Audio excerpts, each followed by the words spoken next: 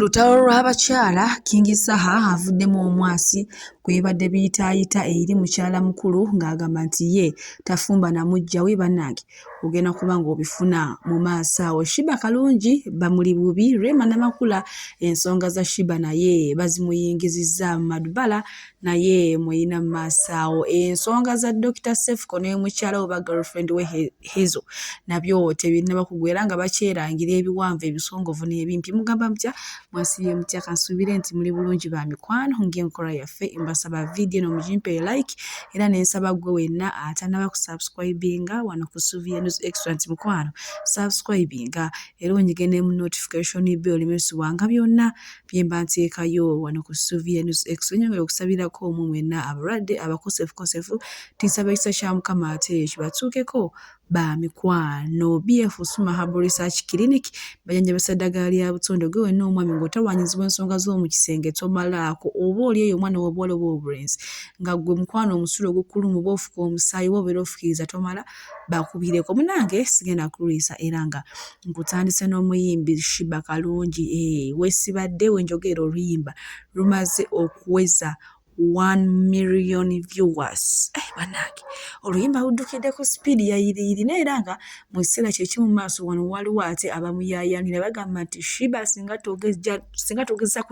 kutuyimbira ndowooza abamu bayinza n'okufuna ekikyamu ku mutwe sinakindi okuziika. Ngenda kuba nga nkutereka akatambi naawe ate osobole okubyewulirirako saagala mboozi nyumize ng'obukakafu obulaga weebuli ana King Sheebah abasinga mwalowooza oba nsudiya busudiya nabagamba nti Sheebah bamusinza ng'eddiini. She's like a cult. Okitegeera eddiini mba ntegeeza ki abantu bagoberera the way she talks, the way she dresses, the way she dances. Okitegeera everything about her people follow her. Okitegeera kyobulaba nabagamba people who follow Sheebah Kalungi they follow her as a cult, you know. Music we mulungi. For example, nina list gye nalabye ey'omuyimbi bamuyita Powerboy. Powerboy nina batera ka video kawo wansi yaddayo ne yayimba ni wani that artist bali bamubuuza abayimbi abakyala baawuliriza oba bali ku playlist ye ensobi gye yakoze omuvubuka oyo butateekako Sheebah. Okitegeera eyo nsobi y'amaanyi lwansonga eno gyendi ene Kenya gye nazze nkoze research mbabuuza muyimbi ky'omukyala gwe balereetinga naye oba gwe bawulira gwe bandiyagadde ajja abayimbire baagala Queen Sheebah. Era nadengezaako communicatinga ne simu naye ate ne simu nabadde siina bulungi ngeri gye communicatinga naye nga tubuukabuuka nga ndi up and down ate nga naye ne simu ali up and down. Abantu beno baagala kulaba Queen Sheebah. Okitegeera alina oluyimba olupya luno lwe bayita wesibadde. Nze wanatira Sheebah nti alina amaanyi. Tracy Melon yali atadde ne Queen Sheebah yatta oluyimba ne lubayisa bonna abaatamu ogwo omwezi. Era bw'oba wa mutima munafu oyinza ogamba Queen Sheebah yatta oluyimba lw'omwana.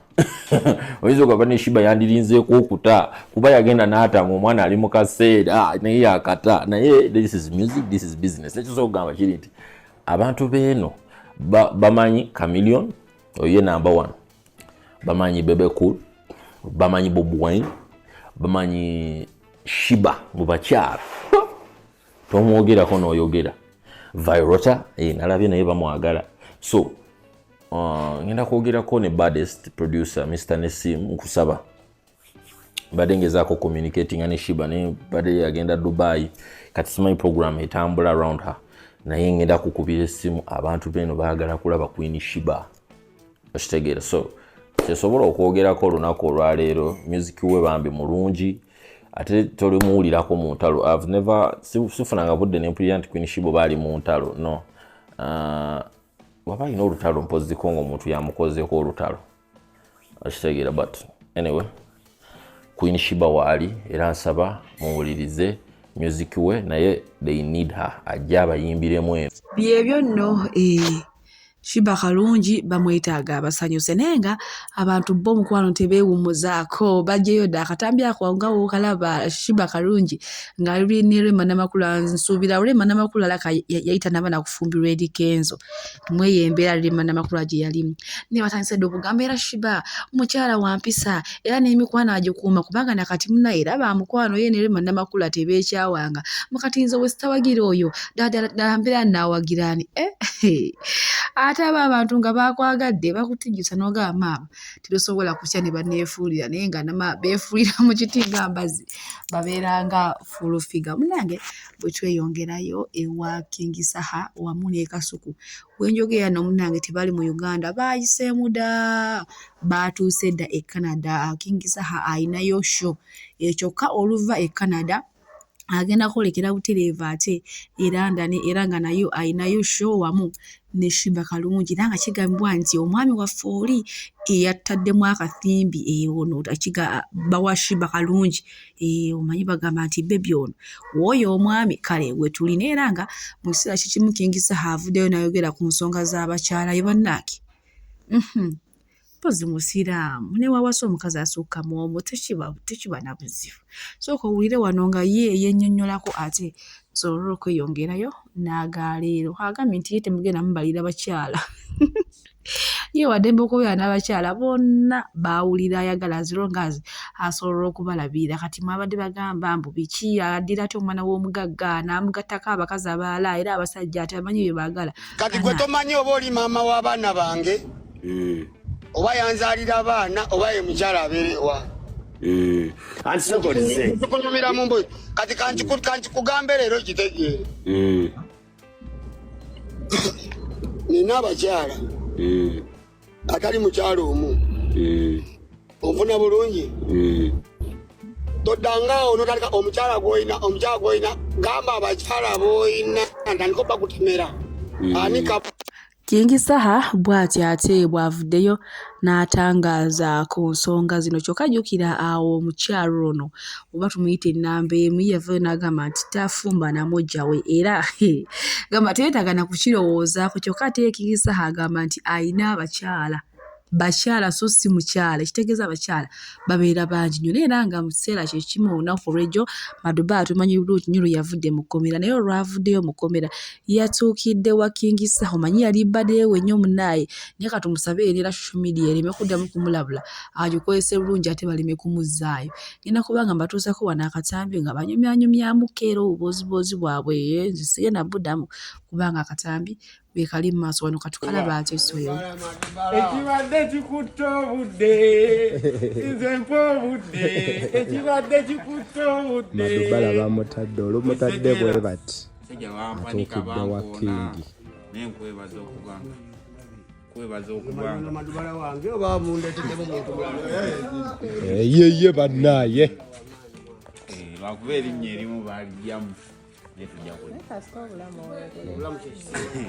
life is better than yamaani tuline Madubala tegeera Madubala amaze ala n'amusaasira era aliwe ebiseera nga bankutte mwaliwa ebiseera Kingi yaliwo mu budde obwo Allah w'amaanyi mwana naye tubategeeza nti ate bitandika butandisi bitandika ki butandisi teri kukola ki kuzikiza omanya kati kulya ku bitafu kuwuta ku supu n'amazzi kunywa ku mazzi bulamu otegedde BF Suma Herbal Research Clinic binja bisadagala lya butonde era nga gwe n'omwami oli eyo otawaanyizibwa ensonga z'omu kisenge nga gwomunangira essanyu ofumalifume wasigaliza kuliwulira mu banno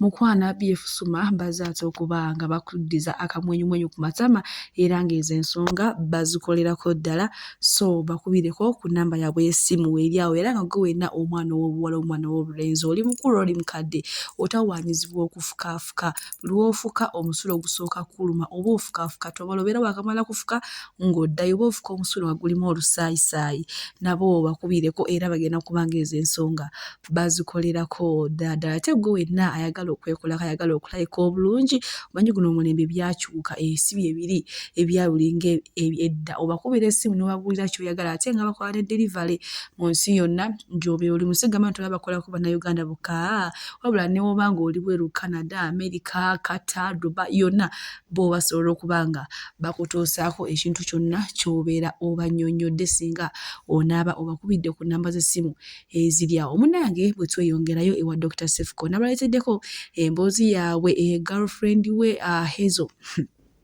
ne Dr. Sefuko wamanga beewalabula era omwana yatuuse n'okugyayo ebyama n'agamba nti Sefuko oyo gwe mulaba akabina konna kayonooneka engeri gye bamulya ebisiyaga era omwana agamba nti be waka babeerawo nga kibeezu just kubuzaabuza naye nga mbu tabakozesa wadde nakatono mbu yana ebino bye babeera ku live nga beekwatiira beekiisinga bakola ki oluva ku live mukwana akalenzi kano ka Dr. Sefuko ko kasabukirawo kati nno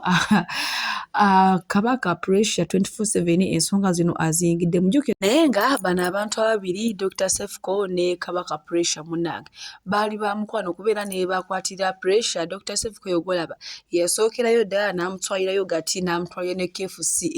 ekyali awo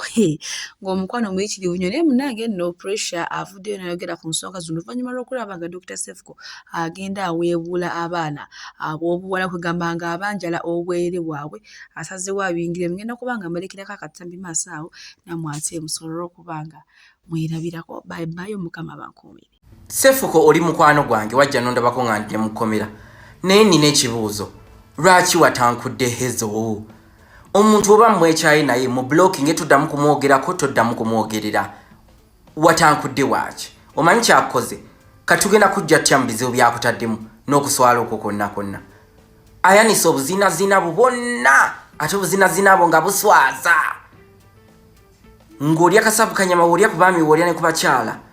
okulya ku baami n'abakyala si bwe bandibadde obuzibu naye abaami wali olya bangi nnyo mbusimanya Kalosi yajja ne girlfriend we nogera mu kinaabiro nogamba Kalosi jangu nkuteko mu mugongo ne mwesibirayo mu kinaabiro ne Kalosi nga girlfriend we atudde wali ku ntebe ne mumalayisa wanga namba mu kinaabiro. Sefuko oli abalenzi okwekutula obwekutuzi sepulingi z'amatako zonna zonna zakunkumuka bayiikayiika amasasi mweri okwekutula obwekutuzi omuntu yowakwade ng'oli abasajja mbale manyi olina okulonda musi nti buli musajja omulya gw'olya buli twala tugende buli akulabikidde bulungi nga walampa ekitanda